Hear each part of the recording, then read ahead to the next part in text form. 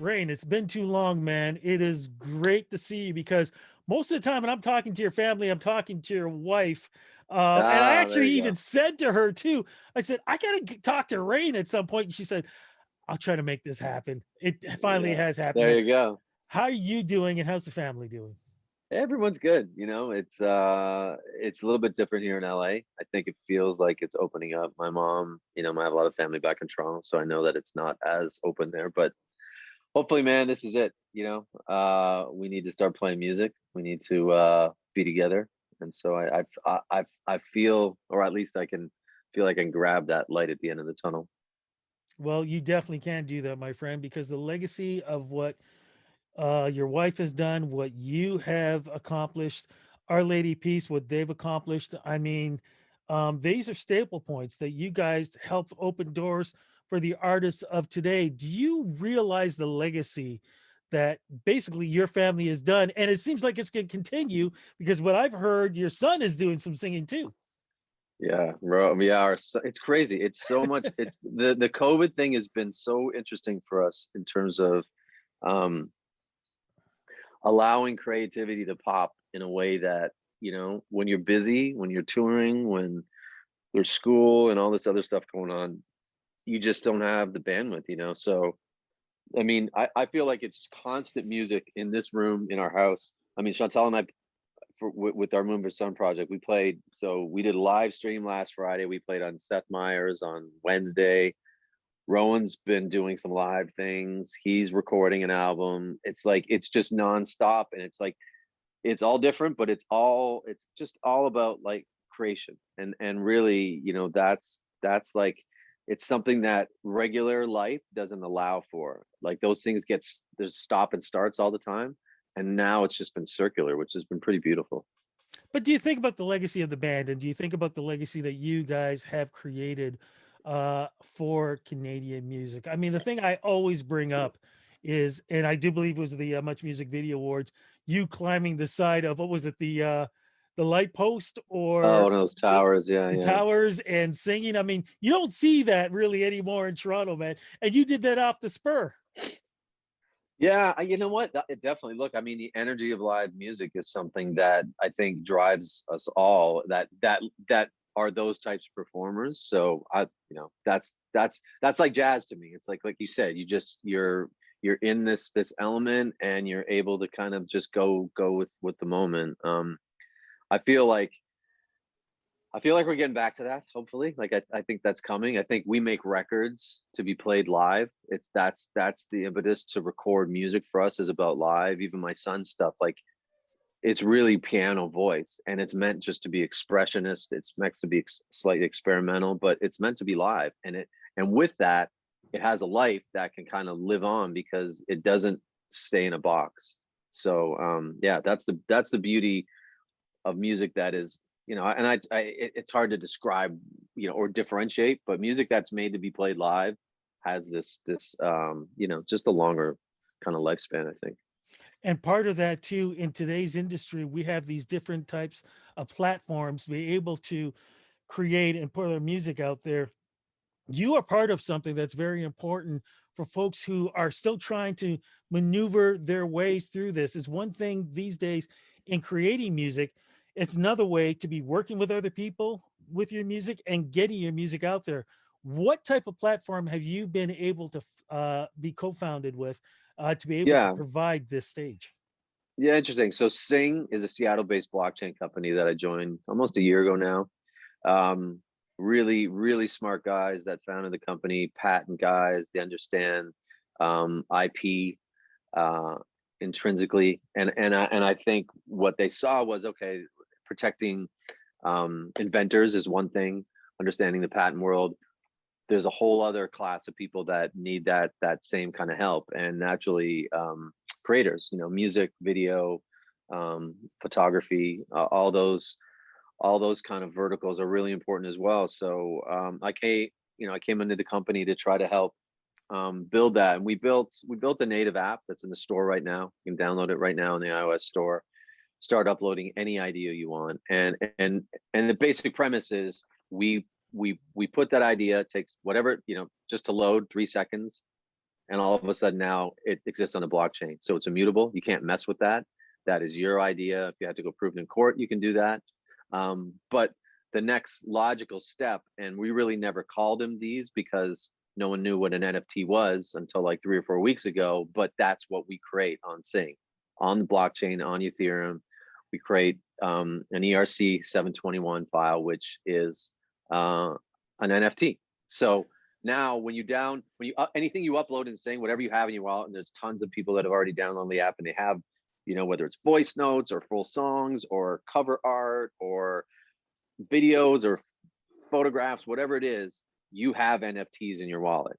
And so very soon you're going to be able to, like, literally within days, if not weeks, you're going to be able to put those on to a pretty substantial marketplace and monetize it if you want. And if not, this is still protecting your work. And I think the thing is, Rudy, is especially the younger generation of creators, kids that are on, doing TikTok duets or just trading beats around, they don't understand IP yet, in the sense of that stuff's going to end up somewhere and maybe could get stolen. And so it's technology is dope in the sense of, hey, we can just trade ideas, and my son can go on a TikTok duet and put an original hook and lyric on some sick piano progression from some kid in Japan.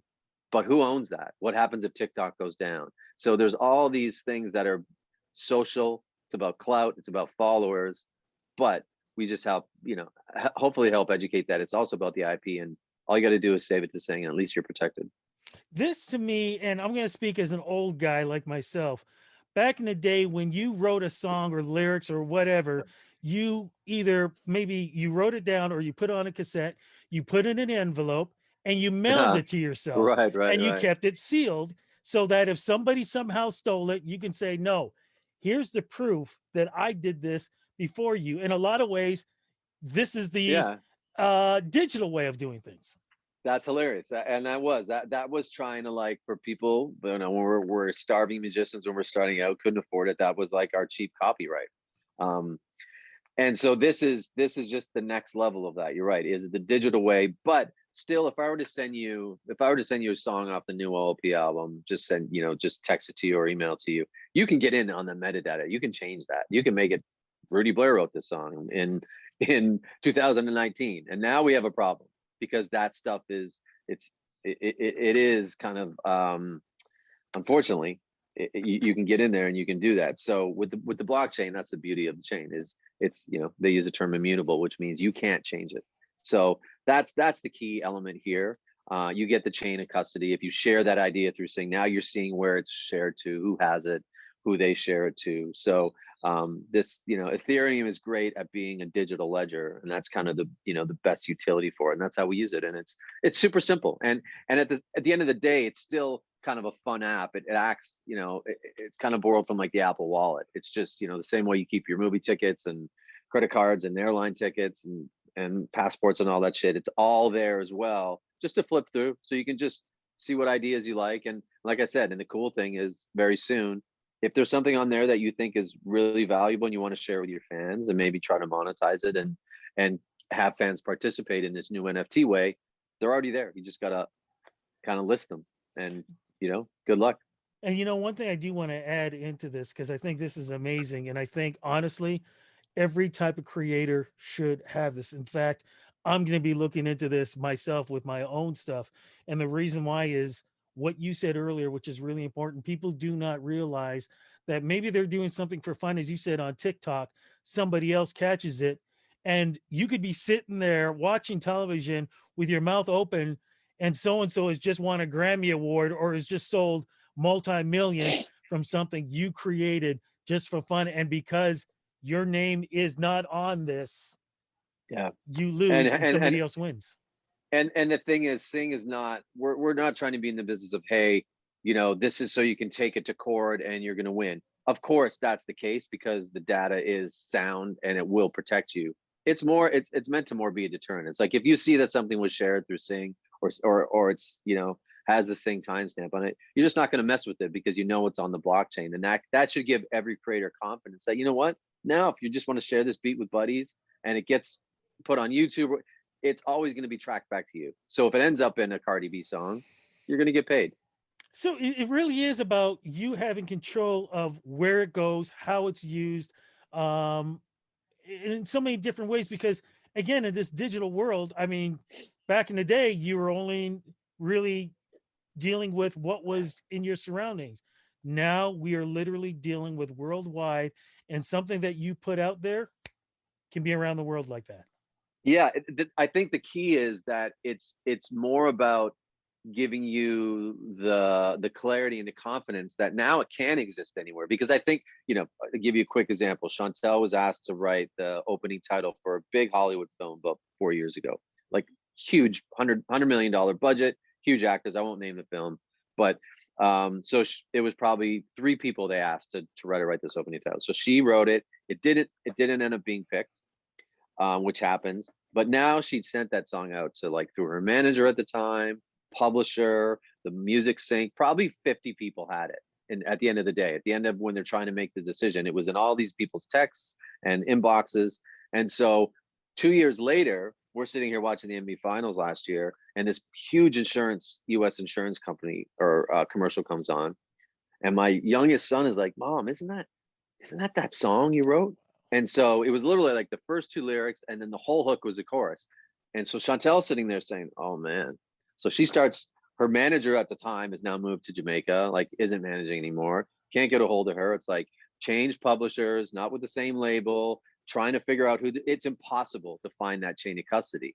So the thing with Sing is, if it had been saved through Sing, now there's no way that would happen, because she could make a really simple claim on that song.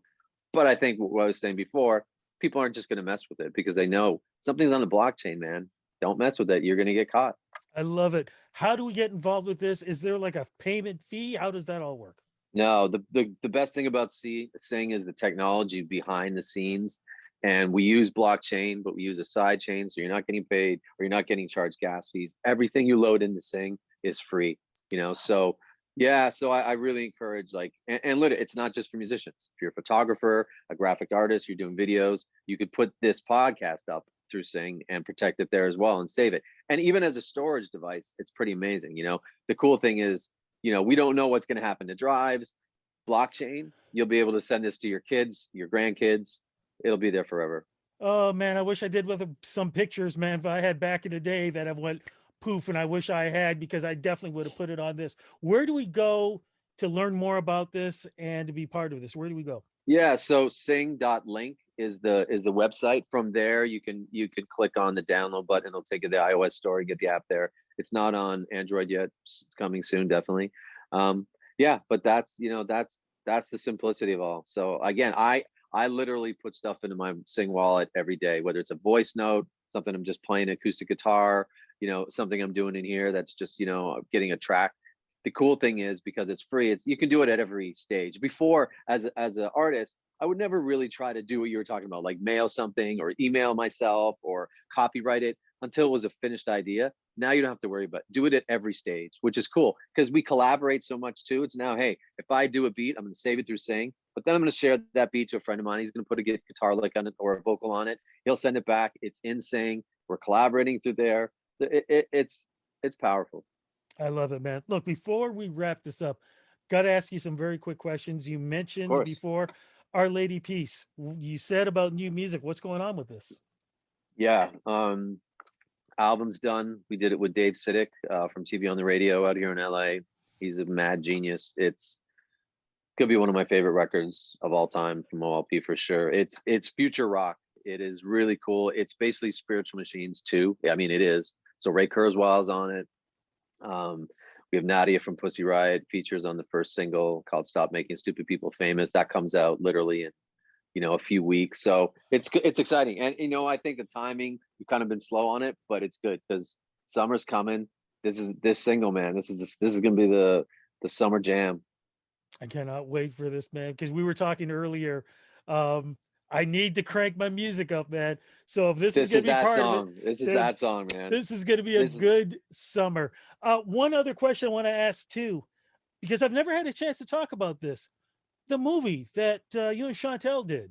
yeah. Everybody else has had a chance to talk to you about this, because I think the movie's been a year and a half at least or so. Yeah, but it just came out here. So we just started promo. Like I said, Moonver Sun, we played on Seth Meyers the other night. The film is out now on Amazon and iTunes and YouTube and all these different platforms. And so it's cool. It's like had this extended life because of COVID, because we waited down here. So it's you know what, Rudy, man, it's one of those things. Like the performance that we did on Seth the other night, it's it could be the most special, live performance I've ever done in my life. It was just magic, and the fact that I can do it with Chantel, and we get to, create together like this. It took a long time to finally get there, but man, was it worth it? It was worth the wait. But I want to make sure, what exactly is the film about? And thank God I've got Amazon, so now I know what I'm watching this weekend finally. Yeah, the film, we finally decided a couple of years ago to make an album together. We've written for other people, different big artists and stuff, and that's fun, but never for ourselves. So we finally decided to do it. It was like, okay, this is a big deal. We can't do it here. There's like dogs, kids, and distractions, and phones and emails. So it was like, okay, we tried and it didn't work. Tried for about a year. Finally, a friend of ours who's a director out here, she was like, let's literally go isolate ourselves. Like, where can we go? Because we wanted to film it. I thought it was important to get this documented, just to have. And so we went to this small, it's a French island, but it's actually off the coast of Canada. It's called St. Pierre and Miquelon.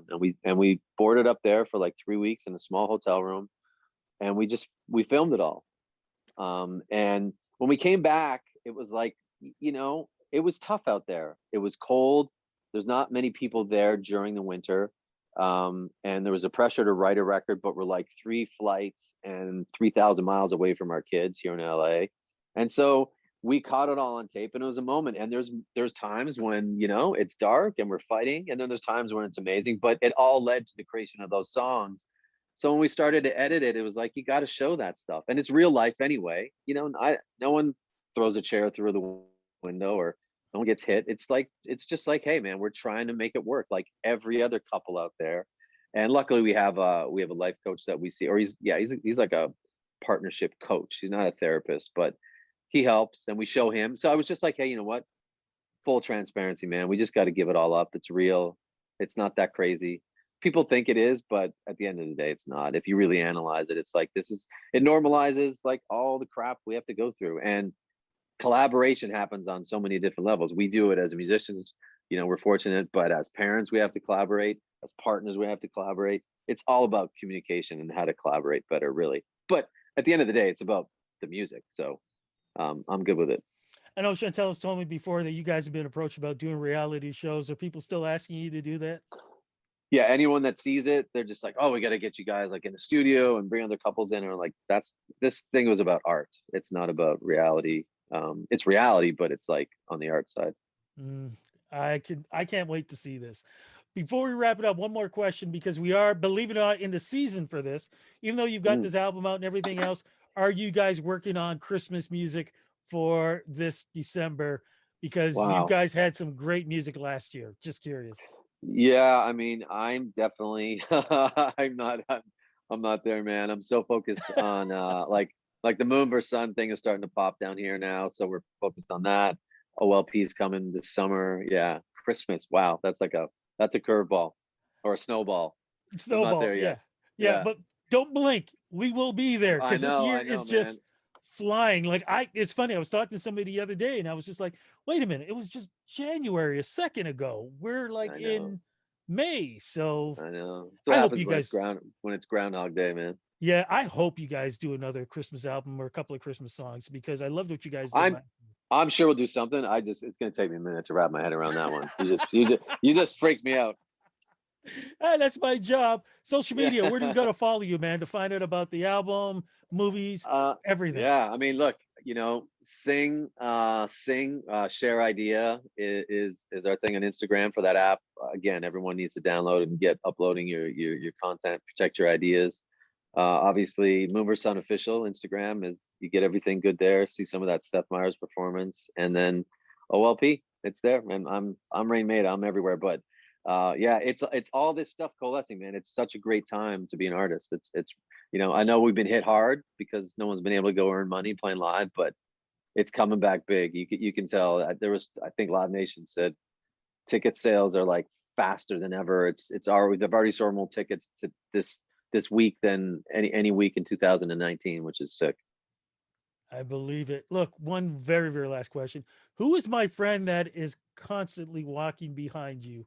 Oh my, we have a dog, we have a puppy, we have a COVID puppy named Stella that had a little operation. So Ah, we jigged a since I'm not flying, she gets my neck support thing so she doesn't lick her belly, which has a, she's healing. that's good to hear, man. And you know what? It's great Yeah. to hear all the great things that you guys are doing.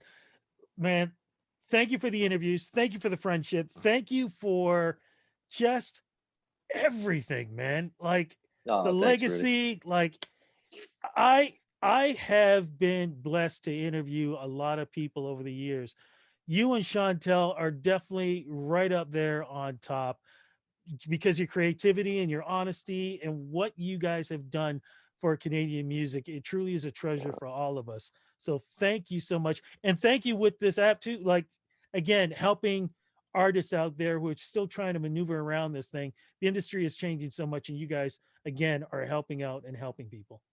Yeah, it's fun to be a part of that change for sure. And look, man, you're a legend. We love you, brother. Thank you very much for being you. Thank you so much. We'll talk soon. All right, ready.